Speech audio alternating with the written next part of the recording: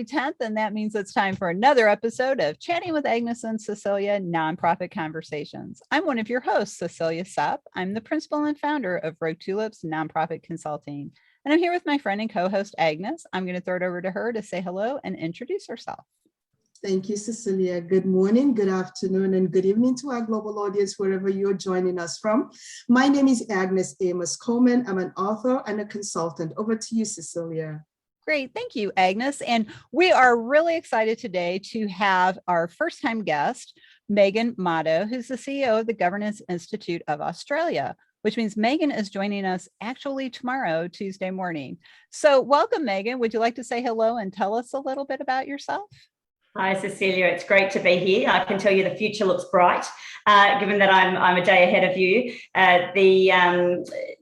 My background is I'm the CEO of the Governance Institute of Australia. We're the major professional association for the people that work in governance day to day in Australia, and we're also connected in with the global community of governance professionals as well. That's great. Well, thank you, Megan. We were so excited when you accepted our invitation to be on the show, because as you know, governance is key and underpinning to the foundation of any successful organization. And as we have learned from doing research for an ethics course that I facilitate as well, the IRS has discovered that associations and nonprofits with poor governance tend to perform poorly and be at a higher risk of opening themselves to liabilities. So our topic today is effective governance, what works best? So if somebody said that to you, Megan, that question, what works best with governance, what would you say? So look, there's obviously no completely silver bullet solution. I think the main thing is I'd say two things. The first is your attitude towards governance and the way that you see it. So if you're seeing governance just as a compliance exercise, as some regulatory burden that you have to manage or get around, then you're doing it all wrong. So if governance is a bit of a weight around your neck or a bit of a noose around your neck in an organization, then you're doing governance all wrong. Governance should be a framework. I actually came out of the engineering industry association sector, and I kind of think of governance as the structural engineering of a building. It allows the building to comply, of course, with building standards, but it actually allows the building to be performing well. And you mentioned performance. It allows the building to have great airflow and beautiful architecture and to do amazing things and have beautiful sunlight. So really good governance really is a platform for performance. So I think the first thing is that your attitude to governance. And I think the second thing that's really important is seeing governance through that simplicity lens. Many times organisations just get far too convoluted. And I think that sometimes governance is very difficult to change. It's very challenging to change, for example, your constitution. But you have to go back to first principles and say, is this working for us? Would we do it this way if we started with a blank sheet of paper? And not to be afraid to change the rules. I always say that the constitution of our organisation wasn't written on a tablet come down from the mountain, that can't be changed. We can change things and we can try new things and we can change them back. So it's really important to see it as a dynamic framework that can change and needs to evolve with the times, because, of course, what was good governance 10 years ago is not what best practice looks like today. That's correct. And you know what's interesting for me, Megan, is would you say that there are global differences that influence effective governance? Or is it just the approach is very universal? Because again, we have global audience, and I'm wondering, does it differ from culture to culture, or are there universal thought processes or a benchmark that guides this process? Yeah, so the answer there is it's actually a little bit of both. Of course, some of governance is underpinned by legal and cultural frameworks. So, for example, the framework in an Asian country would be very different from the framework that comes in a European country, for example. And so the legal background, the framework, whether companies tend to be more family owned, more government owned, more owned, whether the shareholders are diversified or whether the shareholders are concentrated, for example, in big financial institutions. So those country-based differences can have quite a big effect on the governance systems.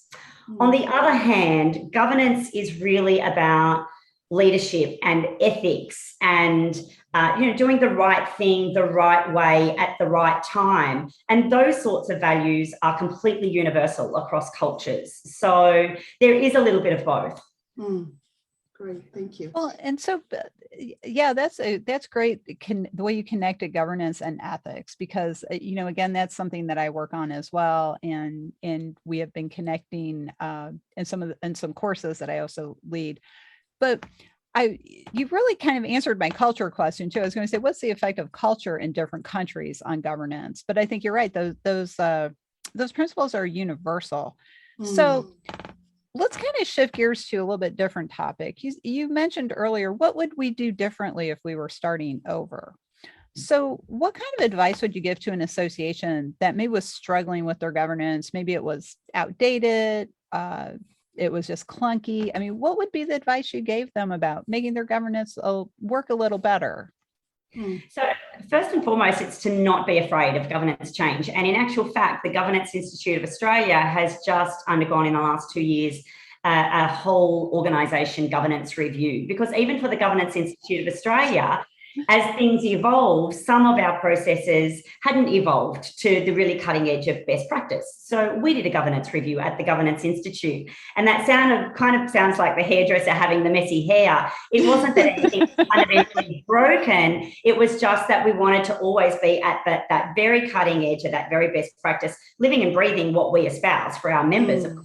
So don't be afraid of governance review. And a good place to start is to have a look at like organisations or organisations that you admire or aspire to perform like, and have a look at how they're set up, because it really is professional, particularly in the association sector. It's really professionalising quite substantively and moving away from the full member elected boards model and more towards the corporate model of governance. So look around, look at organisations that are doing it best, open your eyes, don't be afraid. And when you're going through the process, the most important thing is communicate, communicate, communicate. And that, of course, means listening first and then speaking second. So you have to listen to your members, run a really involved consultation process, really make sure that you're on tap, because, of course, depending on the jurisdiction, constitutional changes require quite a large membership vote, and it can be difficult in the association space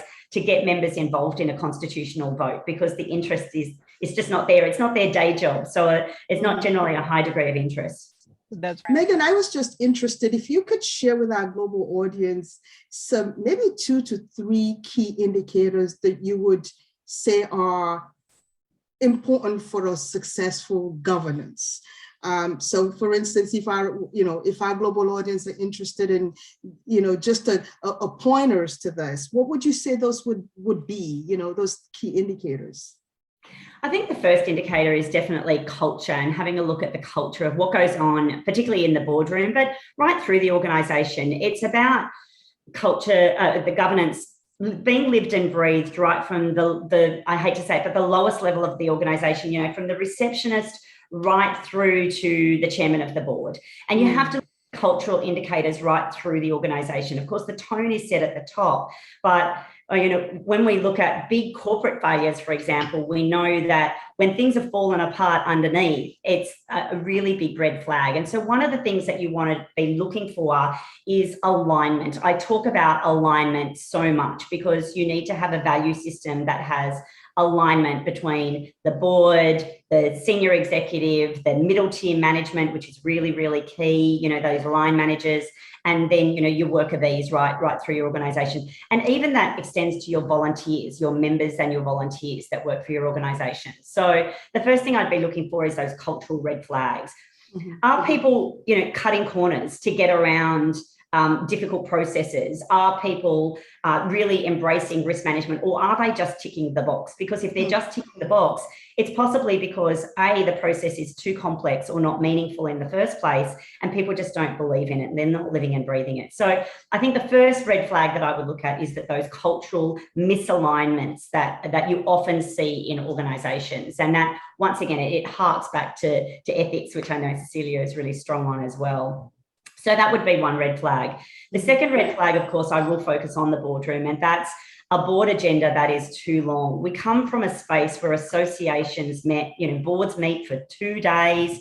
That is simply not necessary in the modern era. And the problem with that, of course, is that the really brilliant senior executives that you want to attract to your board, they don't have days and days to waste on administrative minutiae and all of the things that boards tend to look at. So, the quality of the board pack, the agenda, the papers, the length and timing of the meetings, how the meetings are set out, is the strategy and the meaty stuff up the front so that you're doing it while your brain is fresh, or is the strategy on, after lunch on day 2 when everyone's having a siesta? So you really want to make sure that your agenda and your papers are reflecting that best practice. So they're probably the 2 things that I'd be looking for in organisations as really easy indicators to look at where things are going wrong. Well, all I can say, Megan, is sing its sister, because these days-long meetings and doing things when your brain is fresh, these are all things we don't think about because it's the way we've always done it.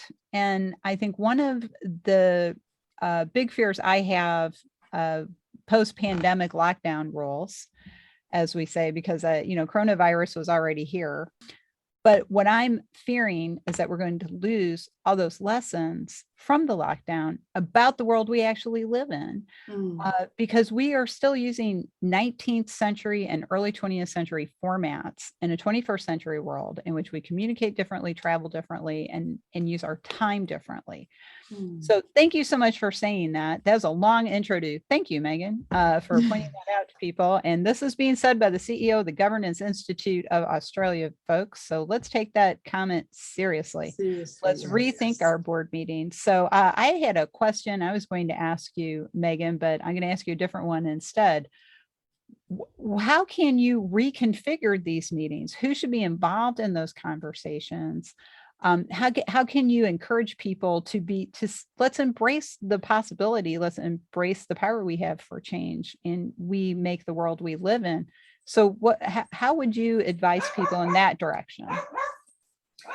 Yeah, so a great question. And look, there's many different ways that you can skin that cat, but I would start with what I call the holy trinity of governance in an organization, or at least in terms of governance, organizational direction making. And that is the company secretary, the CEO, and the chair of the board. And so if those 3 people have a conversation about, how are things really running? Are we getting to the important things? Is the board providing the feedback, certainty and clarity that the CEO and senior executive need to get on with the job of managing the organisation? Similarly, is the information flow from the executive coming up to the board in such a way that the board is making good decisions? Because that's the job of the company secretary. I often talk about the job of the company secretary is to be a little bit like an interpreter.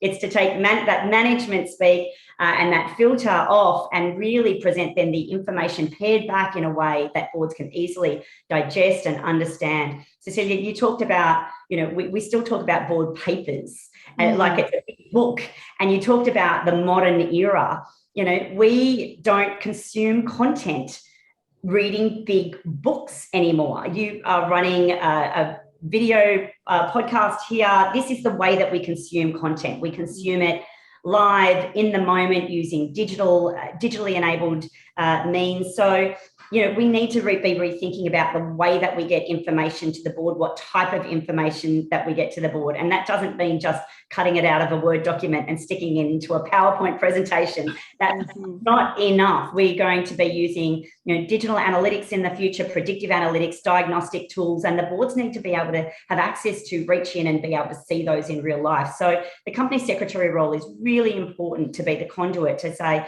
is the board the best equipped board to be receiving that information? Are they trained well? Even we had to train boards to have effective meetings on Zoom because a lot of chairs didn't really understand. And once again, there's a technique to that. And it's more than just saying, take yourself off mute all the time. There's a real technique to running good board meetings using digital means. And every chair will do it slightly differently, but there are some general rules of thumb. So boards need to be educated to be able to be receiving information and discussing information in these new modern formats. And similarly, executives need to be presenting it the same. So there's a big education task ahead of us because the world is changing. And you're right. COVID-19 really didn't change anything. People keep saying, oh, it's changed the world. It hasn't actually. It intensified and accelerated changes that were very much already in market. Yes. So the trend towards digital enablement, the trend toward flexible working, the trend towards work not being a place that you go to, but a thing that you do. Now, I'm on vacation in Palm Beach in Queensland at the moment, hence my vacation hair that I've got going on here. Work is not something that you're tied to in a particular place at time anymore. It's much more dynamic and flexible than that. Yes. Oh, and thank you for reinforcing that. That is a point Agnes and I make on a regular basis. So this is a great conversation, Megan. We're going to have to invite you back because unfortunately we're near the end of our allotted time for this week's episode. So I like to throw it over to Agnes for any final thoughts from Agnes. And then Megan will ask you your final thoughts. That's great. Well, I just want to appreciate you, Megan, for joining us. This is great insight for our global audience. And indeed, we do need this cultural shift in how we look at our governance and more so how we simplify the process. And that's what I've kind of gathered from this conversation. And I hope that our association community globally, even the for-profit community, are really learning lessons here, because there are definitely best practices. So thank you again on behalf of Cecilia and I for joining us. And we will definitely have you back to further this conversation. Well, and Megan, as we close out an episode, we like to ask our guests, what's the one thought you would like the audience to take away from this conversation? And if they wanted to reach out to you and continue the conversation, how could they get in touch? Look, I think that the key takeaway for me is to just rethink your attitude about governance. Governance is really a platform for performance. It's not some compliance thorn in your side, but something that's difficult needs to be gotten around.